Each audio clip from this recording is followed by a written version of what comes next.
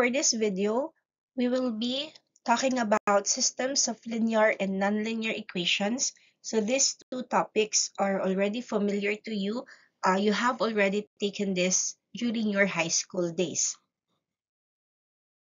So before we continue, let us first discuss some important definitions that we will be mentioning while we discuss linear and nonlinear equations.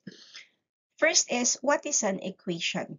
Okay, so we have here an equation is a statement that two expressions are equal. Usually, we can say that we have an equation if we see this equal sign or the sign of equality. So for the standard form, okay, so for the standard form, we can write b1 x plus b1 y is equal to c1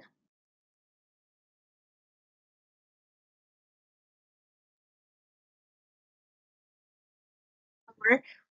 So this is one equation. So why do we say that this is an equation? Because we have here an equal sign. Okay. In here, we can say that your A, your B, and your C are your constants. Okay, so constants are being represented by real numbers, so they can be positive and they can be negative. Okay, so they can also be fractions or they can be in decimal numbers. Okay, and then we have here X and Y. We call X and Y your variables. We have here system of equations. So what do we mean by system of equations? So these are just equation, but instead of just having one, we have set of two or more equations with the same set of unknowns. Okay, so we have systems of two equations, three equations, and even more. So what is the importance of studying linear equations? So systems of equations are widely used in engineering, okay, in physics, in economics, and in your everyday problem solving. Okay, so now let us distinguish what is now linear equations. So linear equation is an equation where the variables appear only to the first power and there are no products in our no products of variables. So this form is what is an example of a linear equation. Why? Because the exponent of your variables x and y is just equivalent to 1. And as you can see, mathematical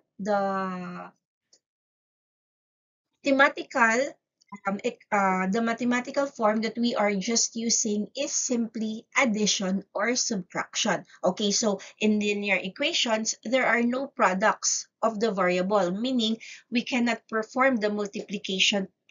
We cannot perform multiplication in linear equation. We can just perform addition and subtraction. Okay, so there are what we call systems of linear equations. Okay, so this consists of two or more linear equations. And we have several methods in solving linear systems. So we have the graphical method wherein we are plotting lines and finding the intersection point. Okay, so we usually use your x and y intercept and where they intersect, that will be your root or the value for your x. Okay, you have already encountered this during your high school days. And then we have the substitution method. So what do we have in the substitution method? So we have to solve one equation for one variable and then substitute it into another. For example, you have x and y. You substitute the value of x so that you can solve for only the value of y. Okay, so later we will be having some examples. And then we have the elimination, also what we call the addition method, wherein in this method, we either add or subtract equations to eliminate one variable. Okay, and then finally, we have your matrix method. So in your matrix methods, usually this is for advanced learning. Okay, so I don't know if you have already encountered this in your high school days, but there are certain methods, like for example, the Cramer's rule. Okay, so Cramer's rule is very popular, particularly in solving for three or more. Okay, so three or more, wherein we make use of determinants and inverse matrices already. So in your higher math subjects like the advanced math and your numerical methods, you will be encountering more on the matrix method. But in this subject, we will just focus on the elimination and the substitution method. We are not going to use anymore the graphical method.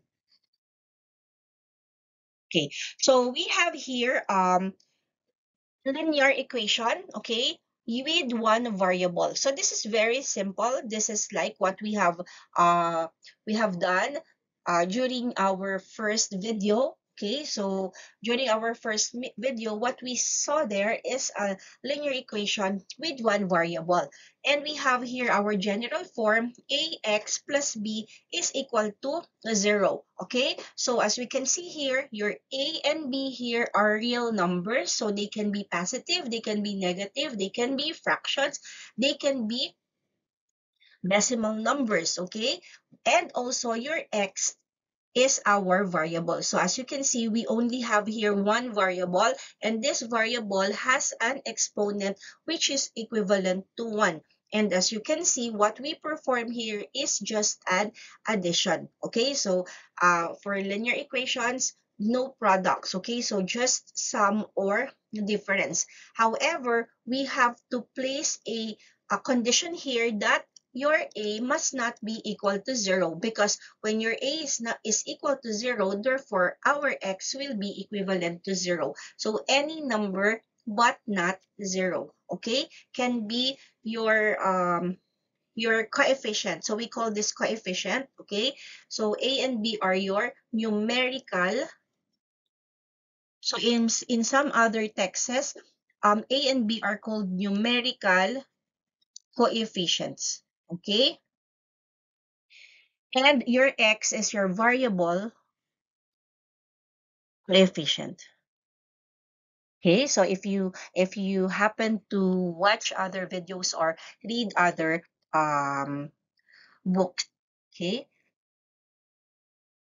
then we have linear equations also, because as you can see, the exponent for x here is 1 and the exponent for y here is 1.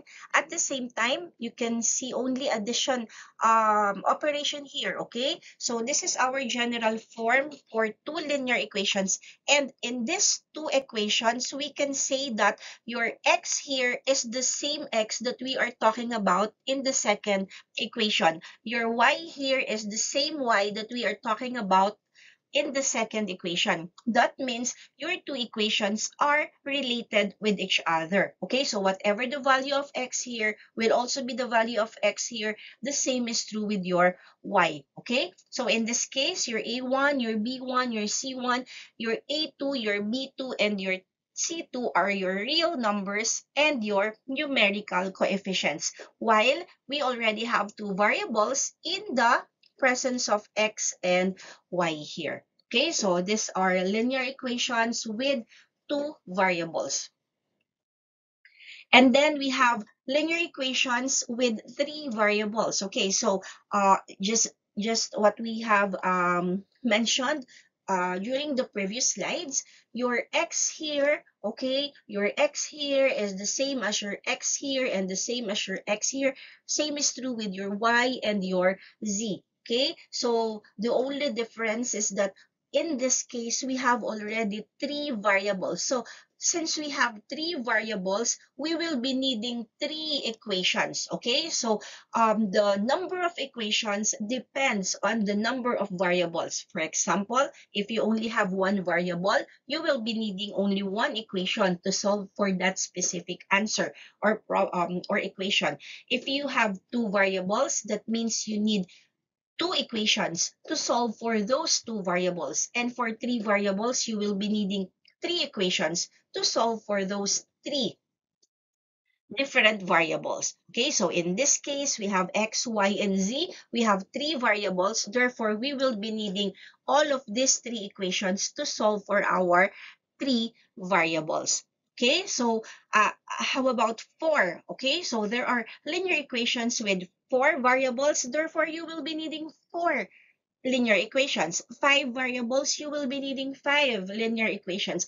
And as your number of variables increases, the level of difficulty also increases. So we can easily solve up to three variables, but when we have already four and more, I can say that you cannot solve it anymore, but of course the level of difficulty will increase. Okay, so therefore in your higher math, as I have mentioned a while ago, you have advanced mathematics, you have numerical methods. Okay, so you just have to wait for those subjects. There will be techniques on how you are going to solve for those types of linear equations. But in this subject, since this is just an introduction, okay, or just a basic subject, we will just try to solve up to a maximum of three linear equations. Okay, so let's have some. Okay, so this equation here, this is one equation with one unknown. So this is very simple. Okay, so you can easily solve for this. We have to isolate your x on the left side of the equation. So by isolating x on the left side of the equation, we will be transferring your 5 to the right side. Okay, so that will give you 7 plus 5. Okay, what happens? Why did it become 5? Because we have to eliminate your 5 here, so that we have to add 5 to both sides of your equation, and this is cancelled. Okay, so this being cancelled out, that will give us 3x is equal to 7 plus 5. So this is 3x is equal to 12, okay? Dividing by 3. So why did we divide it by 3? We multiply it by its reciprocal. So the reciprocal of 3 is 1/3, okay? And by doing that, we cancel out your value because that is equivalent to 1. And we have to do that on the other side of the equation. Therefore, we have a value for x which is equivalent to 4. Okay, so system of linear equation with one unknown is very, very easy and very, very straightforward. Okay, now let us go to the second. Okay, so let's now go to the second example. So this is a system of linear equations with two unknowns. So we have here two equations. We have first equation and we have our second equation. So always remember that if you have two unknowns, in this case, we have x and y, we need to have two equations. Okay, so what I will show you is how to solve this using the substitution method. Although you can also make use of the elimination method. So what is good in math is that you can have different equations, okay? But as long as you get the same answer, that is considered as correct. Okay, so by substitution, so what do we mean by substitution? We can represent your x in terms of y, or you can represent y in terms of x. So also what's good in math is that um you can make use of several solutions, okay, and then check if you can get the same answer.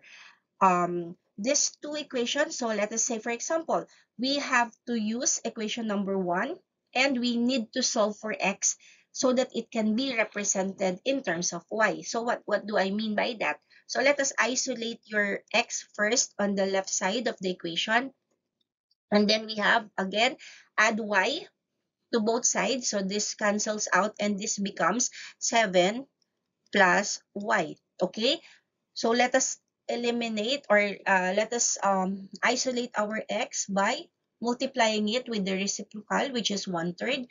Okay, so this is cancelled out. So that will give us x is equal to 7 plus y is equal to 3. Okay, now what we have here, class, is an equation, okay, with a value of x in terms of y. So whenever we can see x in these equations here, we can substitute it. So substitution method, we can substitute this with this value. Okay, so let's go to equation number 2. We have 2x, but what is x? So we can substitute the value of x. This will give us 7 plus y all over 3 because that is the value of x. They are just the same. Okay, plus 3y is equal to 1. Okay, so what do we have here? We have here an equation having only one unknown. So if we have an equation having only one unknown, we can easily solve for this value. Okay, so by distribution, okay, so if you can still remember, we have the distribution pretty. Okay, so that will give you 14. 2 times 7 is 14 plus 2 times y is 2y all over 3. Okay, plus, okay, we have here 3y is equal to 1. Let us try to eliminate 3. So how do we eliminate 3? We multiply it with its reciprocal. So that is 1/3. So the reciprocal is 3. Okay? So in this first term, the 3 cancels out, leaving us with 14 plus 2y. Okay?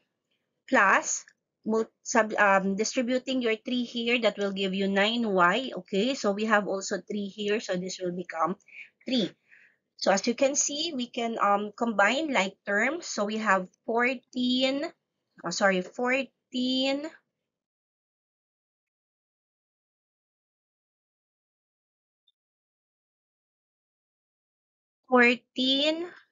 plus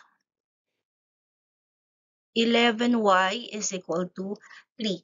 So we only have one unknown, which is 11y. Okay, so let's isolate 11y.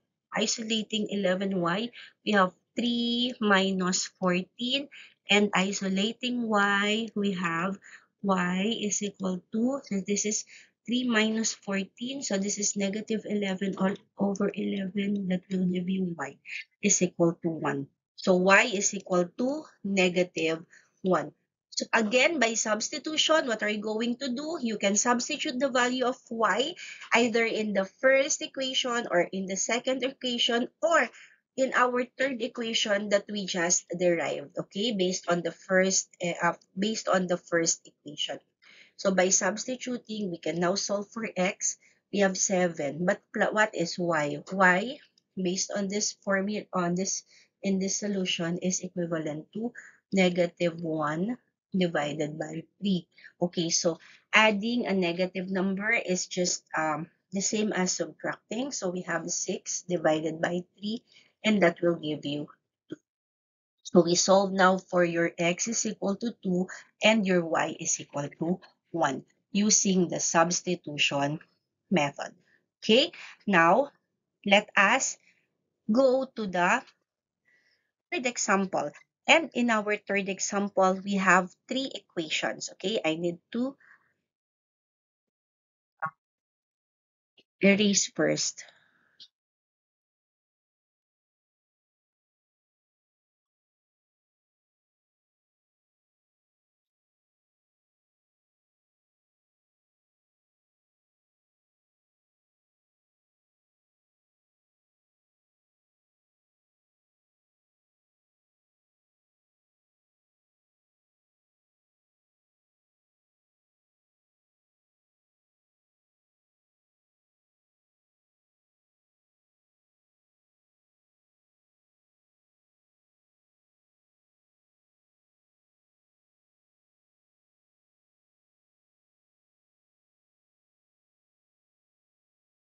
Okay, so we now have three equations.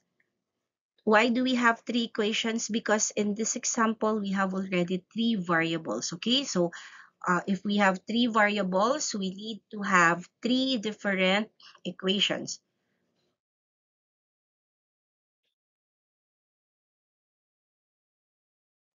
So we have our first equation, we have our second equation, and we have our third equation. So in this example, let us make use of the elimination method. Okay, so as I've mentioned to you, you can also make use of the substitution method. So any method that you want, any method that is easy for you, so it's okay. So in math, you may use any solution. So in math, there can be more than one solution in one problem. Okay, so if you are on the right path, even though you are using the different process or the different method, you can still arrive at the same answer. Okay, so what are you going to make use for this example is the elimination. So we are trying to eliminate a variable. So as you can see, based on these three equations, we can easily eliminate the variable z. Okay, if we're going to add equations number 1 and 3, we can eliminate z. Why? Because z here is positive and z here is negative. So using 1 and 3rd equations, we have x plus y plus z is equal to 6. Then we have x plus y minus z is equal to 2. If we try to add these two equations, the z will cancel out. So therefore, that will give us 2x plus 2y is equivalent to 8. Now, can we see a common factor here? Yeah, we can have a common factor here, which is 2, right? So if we divide the entire equation by 2, we can simplify this with x plus y is equal to 4. Now, let's call this our equation number 4. Okay, let us make use of the equation 1 and 4 to find z. Okay, so what is equation 1 and 4? So we have here x. So 1, I am using equation 1 and 4. So I have the x plus y plus z is equal to 6, and equation number 4 is x plus y. Did you notice, class? We have here x plus y. And we mentioned in equation number 4 that x plus y is equal to 4. So we can substitute that to 4, and then we have here z is equal to 6, leaving us with only one variable, which is equal to z. Therefore, what is z? Z is 6 minus 4, okay? So z now is equivalent to 2. We have already what? Solved for our variable z, okay? Now, how about let us make use of our second equation, okay? So let us simplify our second equation. So let us simplify our second equation now with our value, which is equal to z. So that will give you 2x plus, or sorry, this is minus,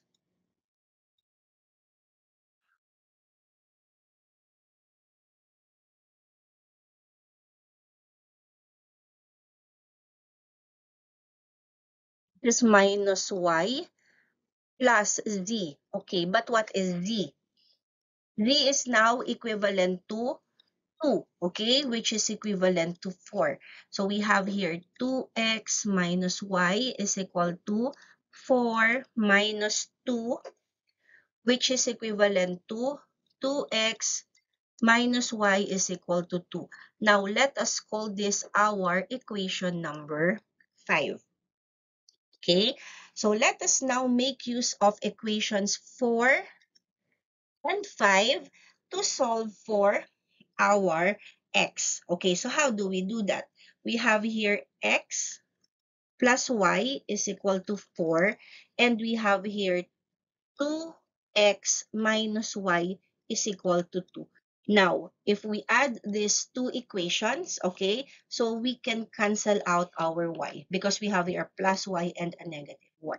So that will give you 3x, okay, is equal to 4 plus 2 is equal to 6. Dividing that now by 3, that will give you x is also equal to 2. So we now have solutions. So we know the value for z, we know the value for x, and we are now left with just the value of y. So how do you solve for y? So we can just make use of our equation number 4. Okay, so using this one, you have 2 plus y is equal to 4, giving us y is equal to 4 minus 2, having y is equal to 2. So 2.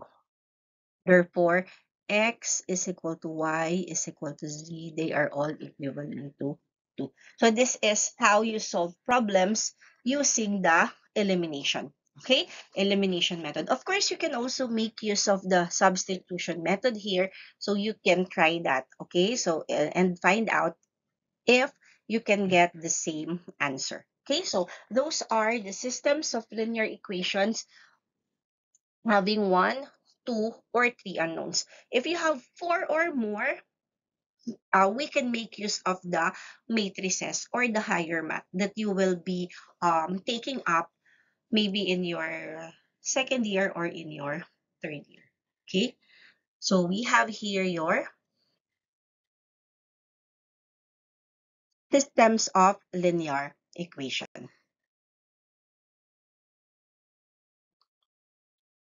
Now let's go to systems of nonlinear equations.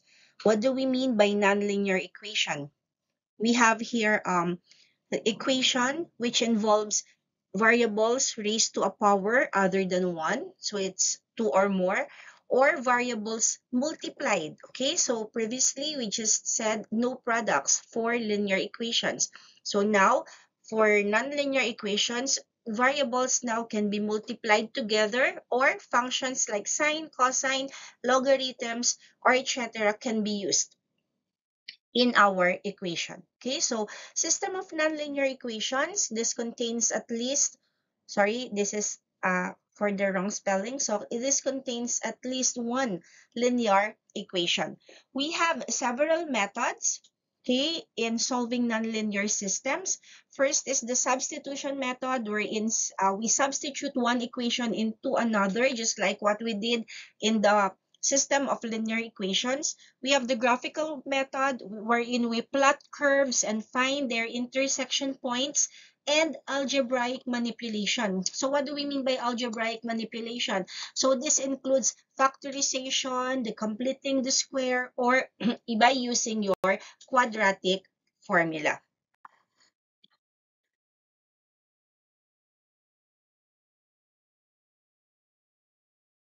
We've mentioned quadratic equations, okay? So what do we mean by quadratic equation? So in its general form, it is represented by ax squared plus bx plus c is equal to 0. In here, we only have one variable, which is your x, but this time your x is raised to the second power. So it's no longer equivalent to 1, okay? Just in your, like in your linear equation. So we have several solutions for quadratic equation. Like we can do quadratic equation, we can solve for its roots using factoring, okay? So you think using completing the square, and finally by using the quadratic formula. Okay, so let us have a review. Okay, so let's have a review regarding special products and factoring, because this will be a very, very great help for you in solving for the roots of nonlinear equations. Okay, so from your high school, no, we define special products as patterns that make multiplying polynomials faster without doing long multiplication, without using the FOIL method. Okay, so just by looking at the format or at the pattern of your equation, you can easily say that this is the solution for this specific equation or problem. Okay, and then we have factoring. Okay, so when we say factoring, this is the reverse process of multiplication or the special products, okay, wherein we are just simply rewriting an expression as a product of simple factors. Okay, so the special products and factoring, they are connected. Okay, so and once you know the special products, the factoring becomes easier. We have different special products formula, and I know this is already familiar to you? Okay, so what I want you to do is just to review. Okay, so let's just revisit. Let us just revisit the following special products pattern. Okay, first is the square of binomial. What do we mean by binomial? So we have two variables. Okay, so we have we have two variables, or we have two terms. Okay, so it's binomial. So we have here a plus b and then square. We have two terms, a and b, and then we have to square it. Okay, so this can be either a sum, or it can be a difference. Okay, so a minus b squared. So whenever you see square of binomials, you can have a trinomial. So what do we mean by trinomial? It has three terms, okay? And this is equivalent to a squared. You just square the first side, the first term, and then multiply, okay? Multiply the first and the second term, and then multiply it by 2. So as you can see, we now have products here, okay? Unlike in systems of linear equation, we only have addition and subtraction. So this time we are multiplying already your terms, okay? And then lastly, you have to square, okay, the second term. The same is true with the difference of a square of binomial. The only difference is the sign, okay? So if this is plus, this becomes negative or minus, okay? So let's have an example. We have here x plus 5 squared. Okay, so how do we get the special product for this? So instead of having x plus 5 times x plus 5 and then applying the FOIL method, we can easily solve for this, okay, if we know the concept of the square of binomial. So what do? You just square the first term. The first term is x squared. You just get the product, okay? So this is 5 times x, and then multiply it by 2. So 5x multiplied by 2, since this is plus, so we have your plus sign, so this will become 10x, and then we square the second term. 5 squared is equal to 25. So we easily got the product. Okay, so we call this the special product. And then we have the difference of two squares. So this is different because this is a square of binomial. So this time, each term is being squared, okay? And then we get the difference. So if we have the difference of two squares, it becomes the product of the sum and their difference, okay? So a plus b multiplied by a minus b. We have here an example, for example. So we have here x squared. So this is a square. We have minus 49. Okay. We know that your 49 is what? This is 7 squared. Okay. So that is considered as, that is equivalent to 7 squared. So how do we get now the products for this? Okay, so all we have to do is to get the sum and the difference of your first and your second term. So what is the square of your what is the square root of your first term? So that is x, okay? And then the second is, if you get the square root of 49, we will be having 7. So we get first the sum, and then we multiply it by its difference. So therefore, this is equivalent to the sum and the difference, okay, of their square. Now, we have the product of sum and difference. So this is the product of sum and difference. We'll just reverse it, okay? And this is equivalent to this one. So the third, this one, is just the same as the difference of their square, of two squares. So they are just related. And then lastly, we have the cube of a binomial, okay? So we have still a binomial. We have two terms, a and b, okay? And then we get its cube, okay? So instead of multiplying a plus b times a plus b times a plus b, okay, so that's very tedious, that's very long method. So what do we do instead is you just get the pattern. So what's the pattern? It's x cubed plus 3 multiplied by a squared plus b, multiplied by b plus 3ab squared plus b cubed. Okay, so let's try. We have here x plus 2, then cube, okay?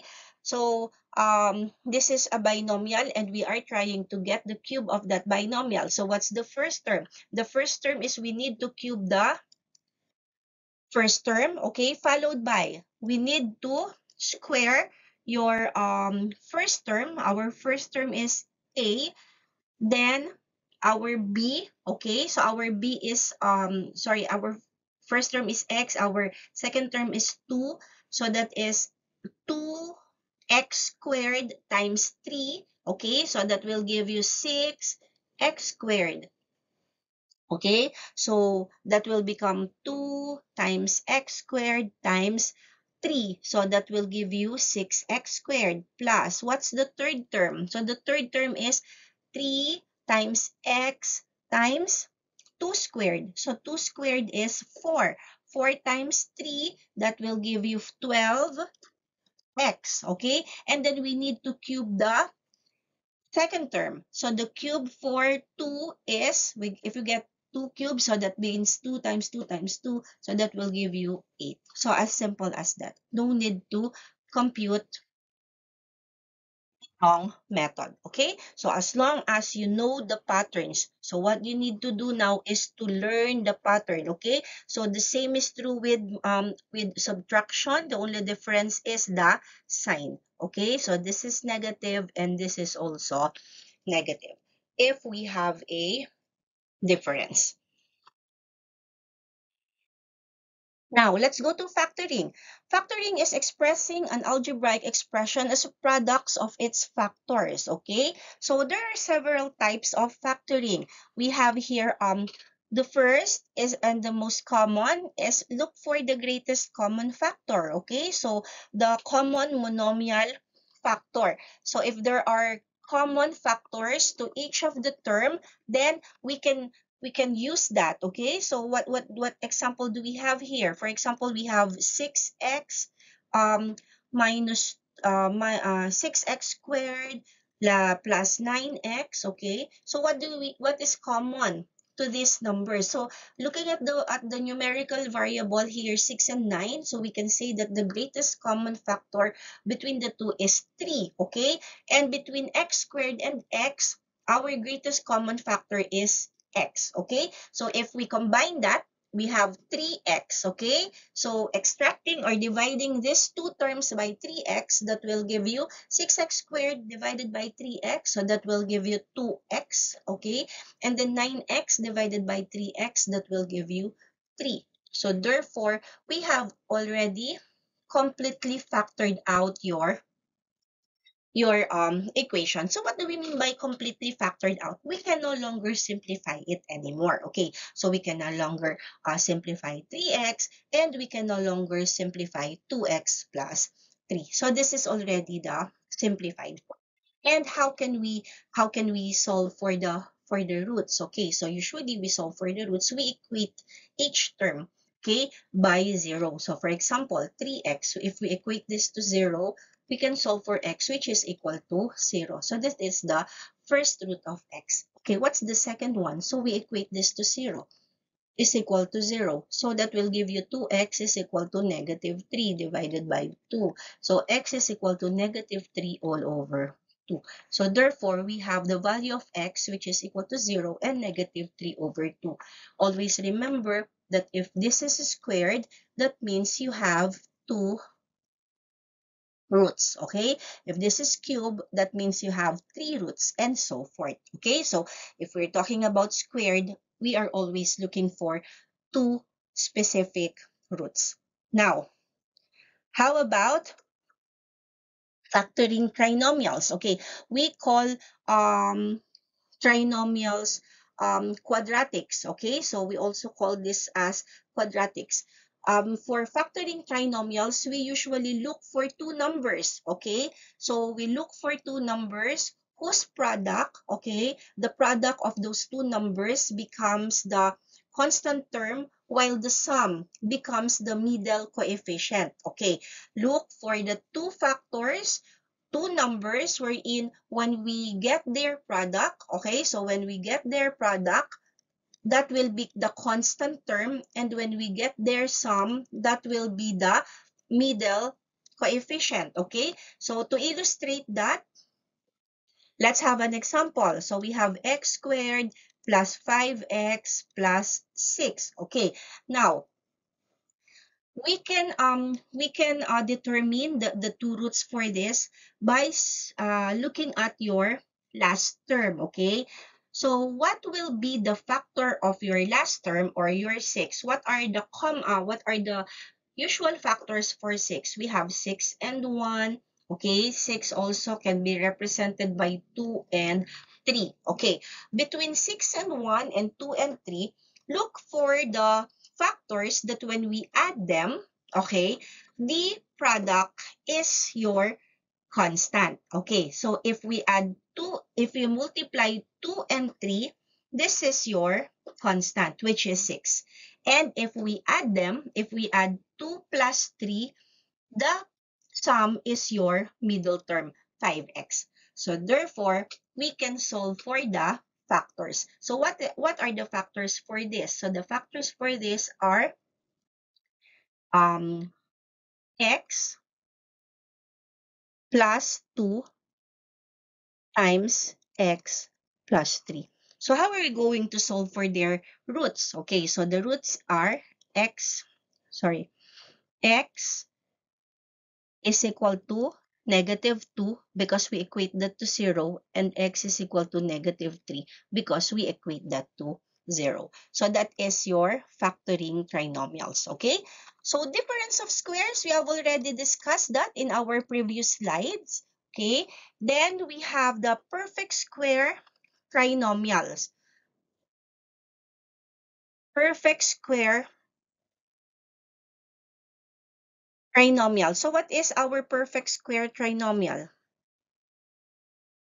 Same, the perfect square trinomial is the same as the square of your binomial. Okay, so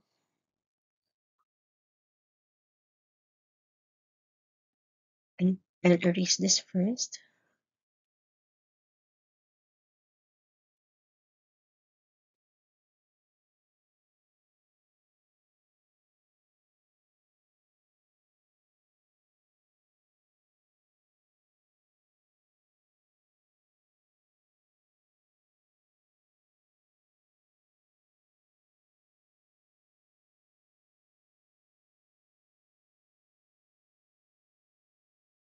Okay, sorry for that.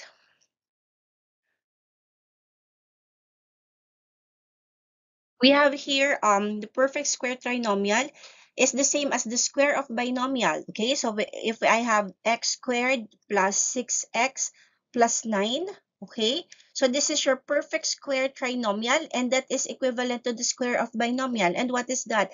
You just get the square root of x, okay, and then the square root of 9, and then you square it. Okay, so if we have the as perfect square binomial, the result or the product or the result will be a perfect square trinomial. So this is a binomial and you square it, and then the result is a trinomial. It has 3 terms, 1, 2, and 3. Okay, and then lastly we have the sum and difference of cubes. Okay, so we have here the sum of 2 cubes, and we have the sum the difference of cubes, and then we have a pattern. Okay, so you just have to observe the pattern. So if this is plus, and this is minus. If this is minus, and this is plus. Okay, so you just take note of the of the pattern. Okay, so we have, for example, x cubed plus 27. Okay, so what is the first term? Get the cube of the first term. The cube of the first term is x, and get the cube of the second term. So the cube of 27 is 3. Okay, so 3 times 3 is 9, times 3, that's 27. So the cube is 3. And then the other factor, we get a squared, so that is x squared. Then the product, so this will give you minus. So this is minus because this is plus. So minus 3x. Okay, and then the square of the second term. So what's the square of the second term? 3 squared. So that will give you 9. So as simple as that. As fast as that. So actually, this is very fast. if you know the pattern. Okay, so if you know the formula. So you just have to be very, very aware of those most commonly used patterns in factoring and in getting the special products. Okay, so anyway, this is just a review. We have here relationship between special products and factoring. Okay, so multiplication or the special products and factoring are inverse. Okay, sorry, this has to have an inverse operation. Okay, for example, we have here special product of x plus 4, x plus 5. So this will become x squared, diba? So you have to square the first term, x squared, and then you just multiply. Okay, you just multiply the first and the second term. Okay, and then you get the value. Okay, so what are the two factors that will give us 20? Okay, so when we multiply 20, when we multiply those two factors, the product must be 20, and when you multiply when you add those two factors, the sum should be the middle portion. And what can we think? We can think of 4 and 5. Okay, so we can think of 4 and 5 because 4 and 5, that will give you 4 times 5 is 20, and then 4 plus 5, that will give you 9x. Okay, the same is true with this one. From the factoring inverse, you can get its factors, which is x plus 4 and x plus 5. Okay, so this is very, very important in your engineering course. Okay, so because the applications for this varies from simplifying algebraic expressions, so that's very simple. You will just be given an expression and then you have to simplify them by using the relationship of the special products and factoring. Okay, or you can make use of this in solving quadratic equations. And the really, really application that you will be using all of this is later on solving worded problems in physics. Okay, so you will be having physics subjects, engineering, and even economics subject. Okay, now let's go to quadratic equation. Okay, so quadratic equation came from the Latin word quadratus. Okay, quadratus means square. Um, this is called quadratic because of the term squared here. Okay, so squared from the term quadratus. So our variable is being squared. And usually, quadratic equations give us a graph of a parabola. Okay, so the graph for a quadratic equation is a parabola. It's either facing upward or downward, so it depends on the value of your x. Okay, so we have the standard form, ax squared plus bx plus c is equal to 0, wherein a is the coefficient for your x squared, b is the coefficient for your x, so they must be real number, and c is your constant term. Okay, however, your a must not be equal to 0. Okay, so let's have an example. What is an example of a quadratic formula? We have here 2x squared minus 3x minus 5 is equal to 0. So this is our a, this is our b, and this is our c. So this is an example of a quadratic equation. Now, our quadratic equations can be solved using different methods, okay? So, for example, we can make use of factoring method to solve for quadratic equations. So, this is a quadratic equation because we have your x squared minus 5x plus 6, okay? So, as we can see, we can easily factor this out, okay? So, let's look for the two factors for 6, wherein if we multiply them, that will give us 6, and if we add them, that will give us also 6. So in this case, that will give us 2 and 3. But take note of the sign here. This is negative. Okay, so what two numbers that if we add will give us negative 5? So therefore, this should be what? This should be written as x minus 2 multiplied by x minus 3 is equal to 0. Okay, so if we add -2 and -3, that will give you +6. And if we add -2 and -3, that will give you a -5. Okay, so in solving for this, all we have to do is to equate. So x minus 2 is equal to 0. That will give us x is equal to 2. And then x minus 3 is equal to 0. That will give us x is equal to 3. Again, we have two roots, because we have a square. So every time you have a square or a quadratic equation, we are always expecting two numbers as its root. Okay? Now, how about completing the square? I'm sure you have already discussed this during your high school days. Okay? So all we have to do here is to um make. Okay? So we have to uh we have to make this value, okay, as a perfect square. So we have to rewrite this x squared plus 6x, okay? Then we move our 5 here, which is -5, to the other side, okay? Now, in doing that, okay, we will be having to look for that third term. Okay, so we have to add that special term here. So what is that special term? So that term is to make this entire left side, be a perfect square. Okay, so how are you going to make this a perfect square? Usually we make use of b divide by 2 squared. Okay, so to make it a perfect square, if you can recall in your high school days. So in this equation, our b is 6. Okay, so applying that, that will give you b, or 6 over 2 squared. Of course, if we add to this term or to this side, we also have to add to the other side, okay? Because if not, it will not become equal anymore. Squared. Okay. Now, this now becomes a perfect square. Okay, so how this became a perfect square? So this is now written as x squared plus 6x. 6 divided by 2 is 3. We square that 3, so that will give you what? So to square that 3, so that will give you plus 9. And this is a perfect square. Okay, so this will give us a perfect square. And then we have here -5 plus, so this is also 9. So this will give us equal to 4. Okay, now what are we going to do with this?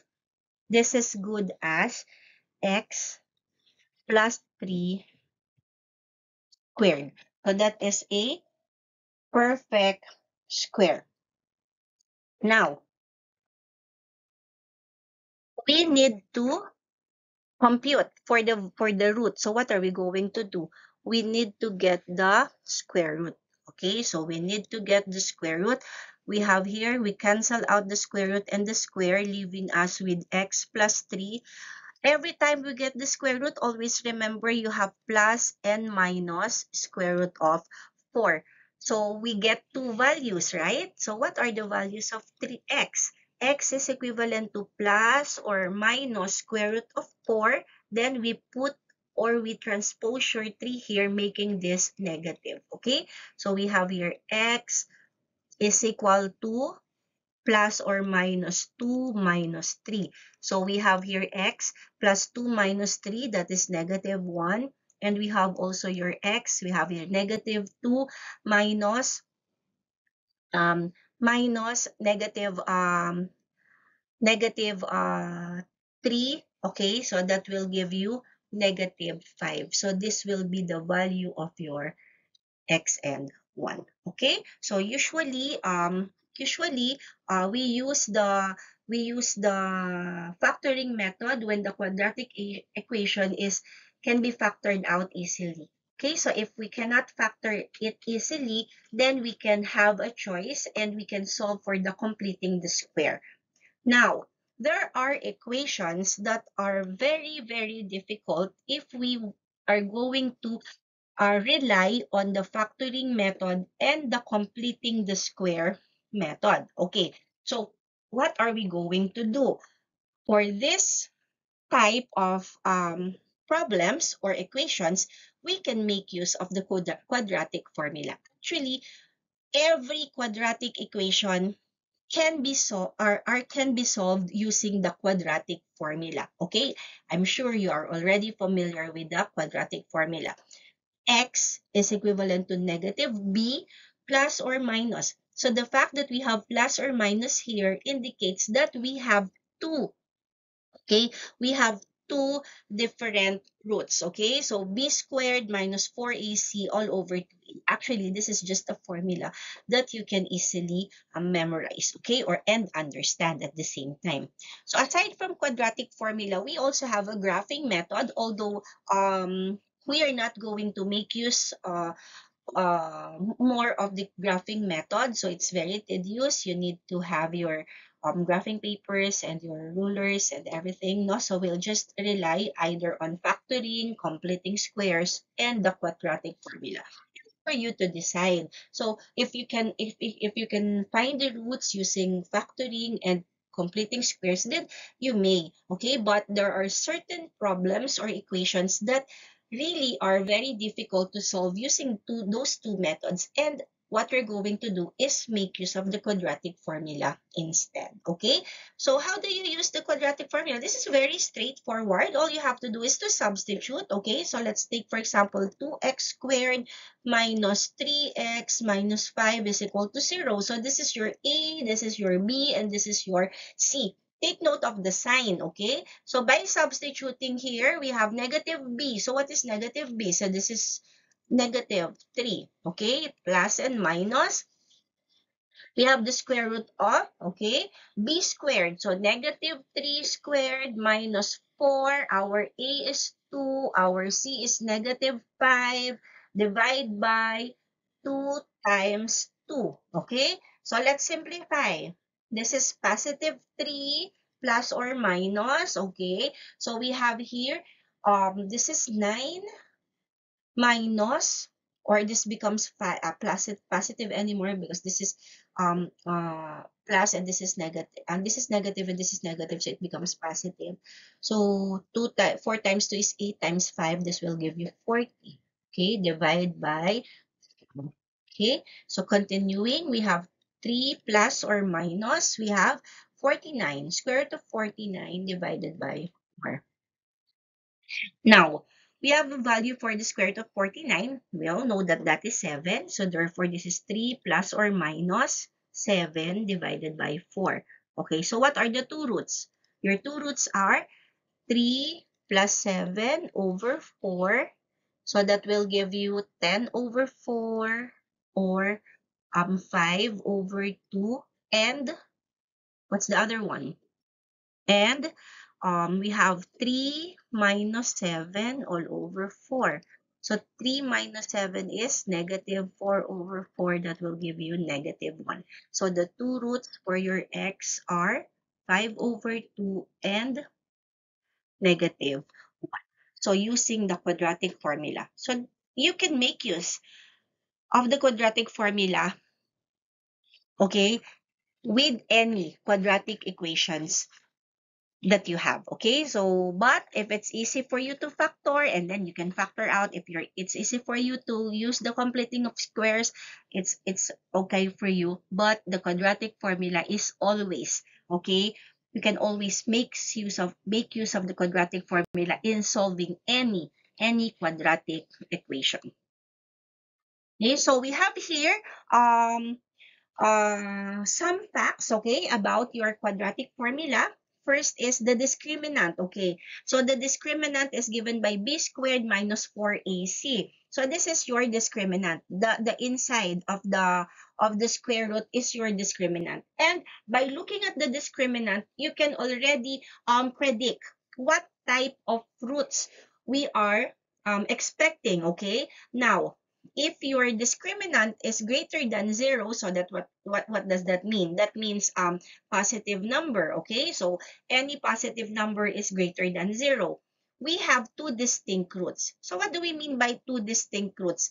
They are real and unequal. Okay, so if you can still remember in our previous example, inside of our square root sign is 49. So 49 there is our discriminant. And we know that 49 is greater than 0. So we are expecting two distinct roots. And as expected, we have the values that we had earlier. Okay, so we got 5 over 2 and negative 1. So two distinct roots, real and unequal. Now, what if your discriminant is equal to 0? So when your discriminant is equal to 0, you have one real root or repeated. Okay, mom, you told us that it should be two different numbers or two different roots. Yeah, you have one root, but it is repeated. For example, it's both 3, it's both negative 3, okay? So you have two roots, but it is repeated. So therefore, all we have to do or all we have to consider is just one. Okay? And lastly, when your determinant is less than 0. So what do we mean by less than 0? You have a negative number inside your quadratic, inside your, what do you call this, square root sign. Okay? And a negative number here is what? This leads us to a complex solution or a complex conjugate. Okay, so we don't have a real root, but what we have is an imaginary number because there can never such be a negative square root. Okay, so therefore, if your determinant is lesser than 0, we do not have real root. Okay, what we have is a complex conjugate. Okay, and we have the relationship between the roots and the coefficients. Okay, for example, R1 and R2 be the roots of the quadratic equation. Let's use our previous example. Our R1 is 5 over, is it 5 over 2? Okay, and our R2 equivalent to negative 1. Okay, so R1 and R2 is equivalent to negative 1. It says here that if we get the sum, okay, if we get the sum, 5 over 2, okay, plus negative 1 is equivalent to, so let's add it. Common factor is 2, okay, so this will give you 5. We have here minus 2. Okay, so this will give you 3 over 2. So that is equivalent to negative b of a. So negative b of a. What is b? Our b in our previous example is 3. And what is our a in the previous example? It is equivalent to 2. So correct. Okay, so if our if we get the sum of our root, that is equivalent to negative b all over a. So we have proven that when we used our previous example. And lastly, product of the roots. So if we get the product of this, 5 over 2 times negative 1, that will give you negative 5 over 2. Okay, so what is our, this should be equivalent to C all over A. But what is our C? Our C is negative 5 and our A is 2. So they are equal. So therefore, we have proved this one, okay? So usually, the sum of the roots and the product of the roots are very important. For example, you have a problem wherein you are given the roots and then you have to write the quadratic formula, okay? Then you can derive the values of your B, A, and C using the values of your R1 and R2. So that's it with our linear and nonlinear systems of equation. Okay, so I hope you learned something. So if you have any questions, you may ask that. You may ask your questions during our face-to-face classes. Okay, thank you very much and God bless.